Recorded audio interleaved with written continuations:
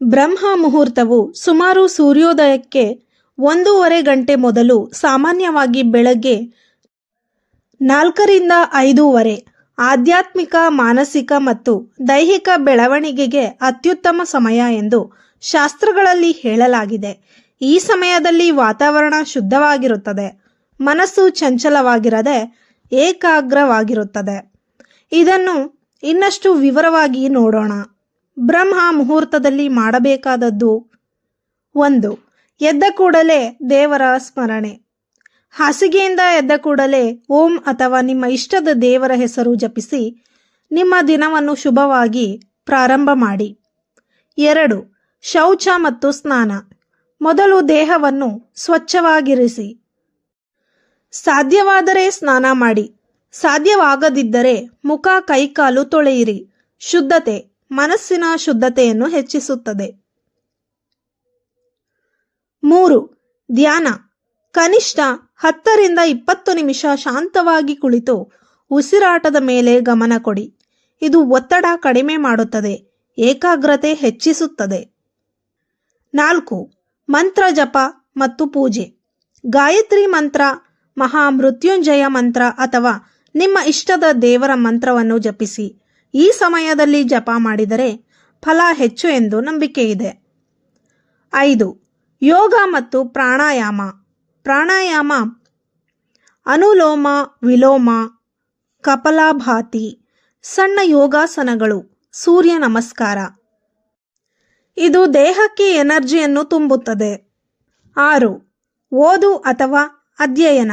ವಿದ್ಯಾರ್ಥಿಗಳಿಗೆ ಈ ಸಮಯ ಗೋಲ್ಡನ್ ಟೈಮ್.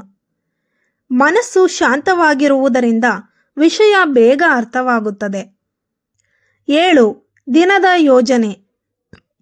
ಇಂದು ಮಾಡಬೇಕಾದ ಕೆಲಸಗಳನ್ನು ಮನಸ್ಸಿನಲ್ಲಿ ಅಥವಾ ಪುಸ್ತಕದಲ್ಲಿ ಬರೆಯಿರಿ. ಇದರಿಂದ ದಿನ ಸರಿಯಾಗಿ ಸಾಗುತ್ತದೆ. 8. ತಾಜಾ ಗಾಳಿ ಸೇವನೆ.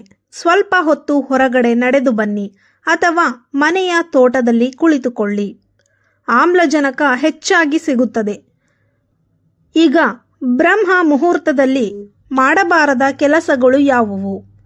1. ಮತ್ತೆ ಮತ್ತೆ ಮಲಗುವುದು. ಈ ಸಮಯದಲ್ಲಿ ಮಲಗಿದರೆ ದೇಹ ಭಾರವಾಗುತ್ತದೆ, ಆಲಸ್ಯ ಹೆಚ್ಚುತ್ತದೆ. 2. ಮೊಬೈಲ್ ಅಥವಾ ಟಿವಿ. ಎದ್ದ ಕೂಡಲೇ ಫೋನ್ ನೋಡಿದರೆ ಮನಸ್ಸು ಅಶಾಂತವಾಗುತ್ತದೆ, ದಿನವಿಡೀ ಕಾನ್ಸಂಟ್ರೇಷನ್ ಕಡಿಮೆ ಆಗುತ್ತದೆ. 3. ಕೋಪ ಅಥವಾ ನೆಗೆಟಿವ್ ಚಿಂತನೆ. ಈ ಸಮಯದ ಶಕ್ತಿ ಪಾಸಿಟಿವ್ ಆಗಿರುತ್ತದೆ, ಕೋಪದಿಂದ ಅದು ಹಾಳಾಗುತ್ತದೆ. ಭಾರವಾದ ಆಹಾರ. ಈ ಸಮಯದಲ್ಲಿ ಜೀರ್ಣಕ್ರಿಯೆ ಸಕ್ರಿಯವಾಗಿಲ್ಲ, ಬಿಸಿ ನೀರು ಅಥವಾ ಹಾಲು ಸಾಕು. 5. ಅನಾವಶ್ಯಕ ಮಾತುಗಳು. ಹೆಚ್ಚು ಮಾತನಾಡದೆ ಶಾಂತವಾಗಿರಿ. ಈ ಸಮಯವನ್ನು ಒಳನೋಟಕ್ಕೆ ಬಳಸಬೇಕು. 6. ಜೋರಾದ ಕೆಲಸಗಳು. ಗದ್ದಲ, ಜಗಳ, ಜೋರಾಗಿ ಸಂಗೀತ ಹಾಕುವುದು ಕೂಡ ತಪ್ಪು. ಬ್ರಹ್ಮ ಮುಹೂರ್ತದ ಮಹತ್ವ. ಇದು ಏಕೆ ಮುಖ್ಯವೆಂದರೆ ಮನಸ್ಸು ತುಂಬ ಶಾಂತವಾಗಿರುತ್ತದೆ, ನೆನಪಿನ ಶಕ್ತಿ ಹೆಚ್ಚುತ್ತದೆ, ಆತ್ಮವಿಶ್ವಾಸ ಮತ್ತು ಪಾಸಿಟಿವಿಟಿ ಹೆಚ್ಚುತ್ತದೆ, ಆರೋಗ್ಯ ಕೂಡ ಉತ್ತಮವಾಗಿರುತ್ತದೆ, ಆಧ್ಯಾತ್ಮಿಕ ಬೆಳವಣಿಗೆಗೆ ವೇಗವಾಗಿ ಸಹಾಯವಾಗುತ್ತದೆ.